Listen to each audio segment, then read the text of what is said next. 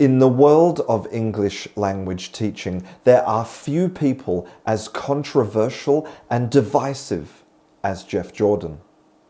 He is not afraid of promoting what he calls a radical approach to the problems in the ELT industry, how to fix them, and how to get good student learning outcomes in the classroom. And that's why I had to talk to him. And in this interview, we talk about all of those things and much more. This is an edited version of our interview. If you would like to listen to the full version, you will find a link down in the description box. I hope you enjoy it. Geoff Jordan, thank you very much for talking to me today. A pleasure. When I first started reading your work, one thing that struck me is that, you know, if you look at a sort of figure like, for example, Scott Thornbury, who people in the industry probably view him as a kind of radical because he's kind of pushing this kind of anti-workbook kind of dogma thing. But then you are like, you know, the next level. In fact, you think that people like Scott Thornbury don't go far enough. And so immediately I said to myself, well, here's a guy I have to talk to. So I was wondering if you could just actually continue talking about, like, what do you think are the problems right now in the ELT industry? As to the central problems of ELT, I think it boils down to the fact that it's become so completely commercialized, as has much of education worldwide, including, of course, in universities. So now it's like people say that the commodification of education, and particularly in English language teaching, which is such a huge industry. It turns over the various estimates. Pearson's, for example, are estimated at close to 2,000 billion. I mean, it's just the most colossal industry. And it's driven by the bottom line. It's driven by concern to make profit. And that leads to the commodification. It leads to packaging teaching, and it leads to a view of language that says you cut it up into bits, you cut it up into 1,000 items, whether they be grammatical or lexical or whatever the hell they are, and then you teach English by presenting these bits of language to people in presentation, and then getting them to practice them on the forlorn assumption, which is obviously completely wrong, that students will learn it that way. Well, we know from second language acquisition research that people don't learn languages like that. That's just completely against, and what's more, they can't. The research shows that, first of all, learning a language is completely very different to learning stuff like other subjects in the curriculum, like, I don't know, geography or biology, where declarative knowledge is obviously most of it. You know, Paris is the capital of France. There it is. You know it or you don't. But there's this huge difference in language learning where declarative knowledge, what you can say, you know about, what you know consciously, is very different from the procedural knowledge, the unconscious knowledge you need to actually use the language for communicative purposes. So we all know, you know, through 50 years of appalling teaching of languages, that people can pass exams, people can tell you the past tense of the verb go is went and all the rest of it, but when it comes to it, they can't string a bloody sentence together. So there's this huge mismatch between teaching language as an object and actually involving people in using it. And that's the big disagreement. Those of us who take a radical view like I do, and like Mike Long does, and others do, is that you learn languages by doing it. It's something that you practice and you communicate, and through that you work out for yourself unconsciously, not consciously and being able to articulate it, but you work out, that's how it works. So you can put the phone down here. As I say, this is not conscious. But anyway, that's the big problem with today's ELT, English language teaching, is driven by commercial companies, by this kind of hydra of publishers who do all the materials and course books, the course providers like International House and all the chains of language schools, and the examination boards like Cambridge, IELTS and all those, the training courses like CELTA. All of this combines to make English language teaching a commercial, packaged, marketed production line. You start with this absurd idea of language proficiency being able to be divided into 10 or 8 stages or however many. A1 to C2, six levels. Yes. Pearson, of course, and now their grand scheme, Pearson really is the model here. They've cut it up into 10 bits, and they've got 5,000 can-do statements and so on. So this is the idea that you progress in language learning along this absurd linear line from knowing nothing or rather from can being able to do nothing to can do everything. It's just absurd. Anyway, so there it is. It's this objectified, silly line of things. Right, you do this test and, yes, you're lower intermediate. So now we'll put you in a course and you'll do 80 hours with a course book, and after that you'll move up a level. And it's just total nonsense. And of course, most people fail. Most people don't get there. You talk to people who've done 6 or 7 of these damn courses and spent a fortune on them, and they say they feel highly embarrassed when confronted by a bloody ticket collector, let alone the ability to handle themselves well in an important business meeting. So the whole thing is ridiculous. It's based not on educational concerns, not as it should be, taking into account what we know, the SLA findings, but rather on profit and business. And because of that, it fails students, it de-skills teachers, turning them into users of course books, and the whole thing is a bloody mess. And it's such a powerful industry. And you think you go to IATEFL and teach all these big conferences, 6,000 people, go into the exhibitions hall, look at these stands these people have got and the money they're throwing around, and you realize what you're up against. And that's why people like me suffer. They don't give you oxygen. That's their strategy. Don't listen. Don't let him. Just block him. Get him off Twitter. Get him off the. Don't. If ever I put in a proposal for a conference, I know perfectly well they're going to turn it down. Do you think that English teaching in general would kind of immediately improve if we just burned all the textbooks? Yes, I do. Without a doubt, I think, you see, this is the thing. People say course book is just a symptom and all the rest of it. The course book is right at the heart. I'm talking about general English course books. Of course, we have to recognize that that's not all that ELT is about. There are lots of other ways of doing ELT and that are being done. CLT, content-based stuff, and English for special purposes, of course, escapes a lot of the criticisms that I'm making. But if we're talking about general English courses at primary, secondary, and tertiary levels, at state schools and at private institutions, the vast bulk of those, where all the money is general English.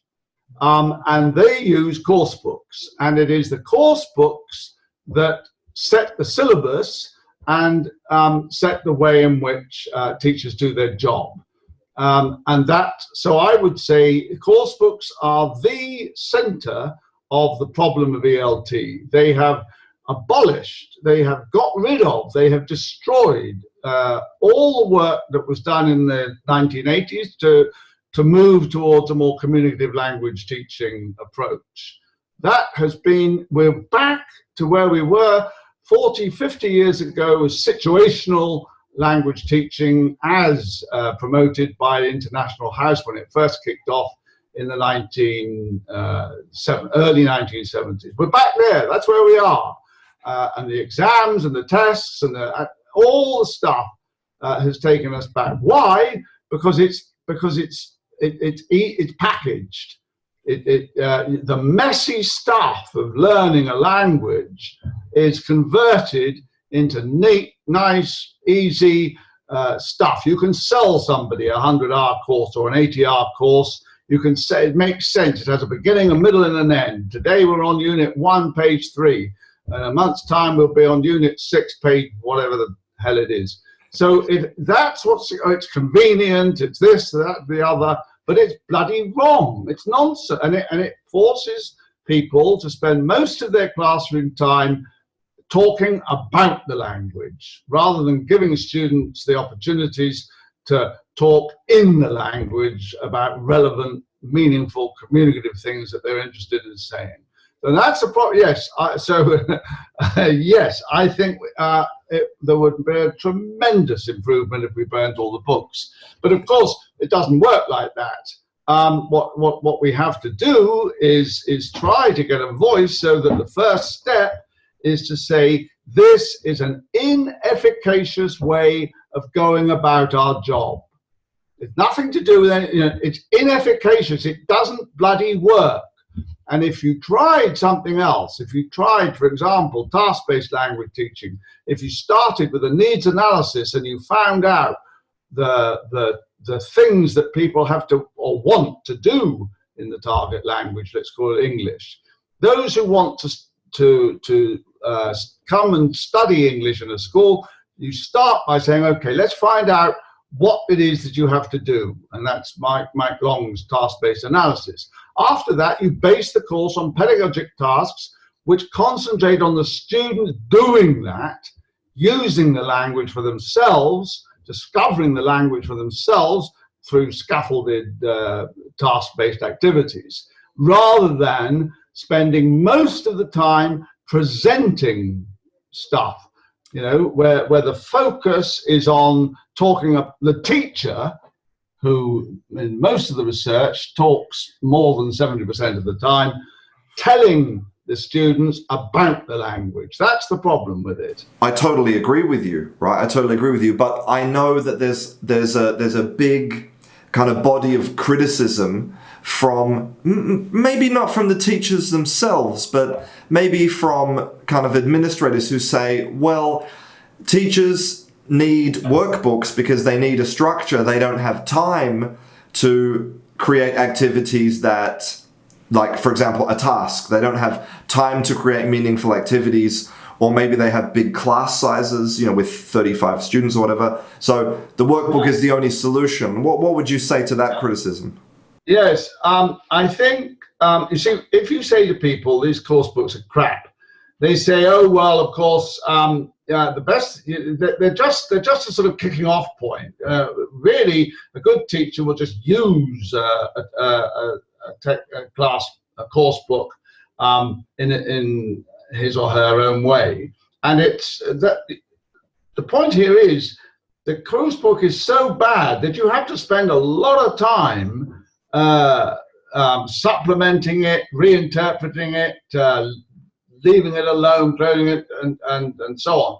That takes a lot of time. It's not that teachers don't have to spend time preparing their classes because they use a course book. What's extraordinary about teachers is the marvelous way that they actually manage to ameliorate the appalling crap that's in course books and turn them into fairly decent courses. And that, bravo to that, chapeau, well done. Now, yes, it's quite true. The problem with scrapping course books and the synthetic syllabus that underlies them, what you need to do is go to a different kind of syllabus, an analytical syllabus as it's called. Long makes a distinction between syllabus, well, it's Crooks and Long, 1992 actually, and Breen had product versus process. The point is, A synthetic syllabus cuts the language up into bits and presents it bit by bit in a predetermined sequence, like all of course books do. Now, if you get rid of that, yes, there is at the start a bit of heavy lifting. What you have to do is get a materials bank, and you have to get a way of finding out what people need through task-based needs analysis. So yes, it's perfectly true. And incidentally, that's not a teacher's job. A teacher, that's the institution's job. That's the boss and everybody who works in there. They, what they do now is give you a course book. They are. That's it. And it's marvelous. Students come in. What am I going to do? You're going to do this. First, we'll do the present tense. Then we'll do the past. And then you'll, it sounds good to them because they don't. But anyway, so and then they say to the teacher, right, go on, get in there and do it. And of course, what teachers do is they don't get, they change it. So what you need then is, it's quite true, you need to start with a bit of the institution. Let's say somewhere like International House in Upper Mongolia has got a place, and they take somebody there, the director of study takes a brave decision to throw away Headway and start something else. The initial investment will be, I don't know, I reckon 1,000 hours of somebody's work, a teacher's work, an experienced teacher, a materials designer, somebody knows about syllabus design. Somebody will be, that's about how long it'll take for somebody to come up with an alternative, after which you can use it again and again and again. Once you've made that initial investment, that bit of heavy lifting at the start, it is no more difficult and no more costly to implement and run than the present system. And incidentally, there's a recent bit of research by came out 2 years ago, philosophy. Anyway, I can give you the reference. This is a meta-study of places where TBLT, task-based language learning, has been implemented.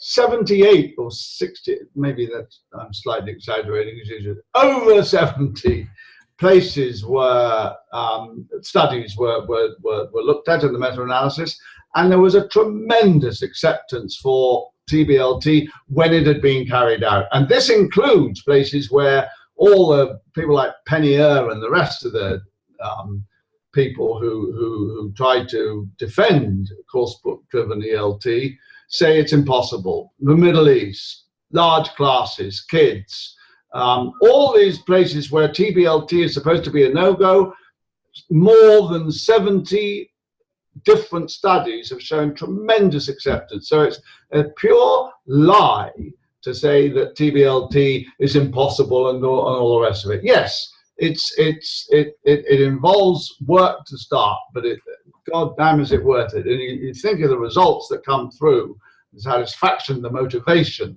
the demand, the tremendous increase in interest in the teacher doing the job and so on. Everybody wins.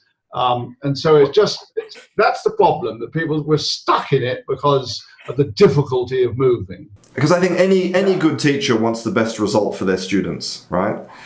So what can they do that will immediately have a great impact on their teaching?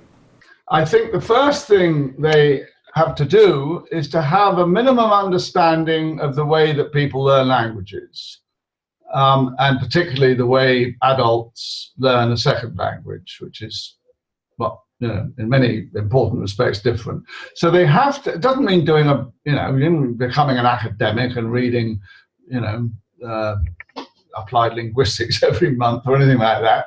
That's an academic's work. And incidentally, it's an utter disgrace how poorly teacher trainers inform teachers who deserve better information from the mediators. But anyway, if any teacher wants to, feels unhappy with the teaching they're doing, and God knows they've got enough reason to, then, as I say, I think the first thing they should do is inform themselves of important findings in second language acquisition research, and particularly instructed second language. In other words, results of what we know about how people learn in instructed situations. What that will give them is a firm principle basis to make sense, to explain the fact that, or to understand that most language learning is implicit. The way that you help students best to achieve communicative competence is by giving them opportunities to do things with the language and to use the language, because that's the only way where people can consolidate implicit, unconscious knowledge. And that's the only way you can handle fluent and confident communication exchanges. So once they got this sort of understanding of interlanguage development, of the way that people assimilate and learn language and pick it up, and the help they need, and the fragile parts of the language with it, and so on. Once they get that, once they get this idea that presenting, talking about the language is not where it's at. Everybody, it doesn't matter who they are in second language acquisition, whether they're Chomskyists or nectarists or people like Nick Ellis who take a completely different view, the consensus among second language acquisition researchers is it's implicit language learning that drives learning and drives communicative competence. So once they've got that, they'll stop thinking, what's the aim of my lesson? It's to present grammar, or it's to present, or it's to do stuff with lexical chunks or whatever it is. And they'll realize that what they have to do is get the students involved in activities, tasks, where they use the language for relevant communicative purposes. Once they've done that, they have to find relevant material that will help them to do that. And there's quite a lot of it available. And there are now networks. If they Google task-based language teaching, there are discussion groups, there are cooperatives and so on. Now, that's the second thing I would suggest that they do, is try to form a cooperative or join a cooperative, or at least get something going in their own institution with a few teachers who feel the same way as they do. It's very hard if they're isolated. They really need to be part of a community who feel, who share their interests and their concerns. What would be your advice to any students out there who are in the system, who have this idea that, grammar is language, workbooks are language, passing exams equals success? What would you say to those students to try and change their mind? I'd say, what luck do you have? How's it going?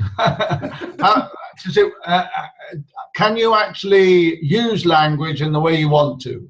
If you can, perfect. My guess is you can't. My guess is that you're not very good at what you want to be good at, which is if what you want to do is communicate in the language and go and be among people who speak that language and feel confident talking to them, then forget that. Go find a boyfriend or a girlfriend, get a job.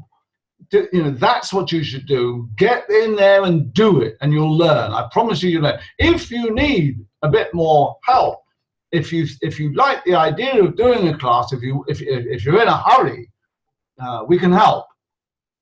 And then find yourself a teacher who gives you the opportunity to use the language, that shuts up and lets you talk, that insists that on your doing most of the work. So that's what I would say.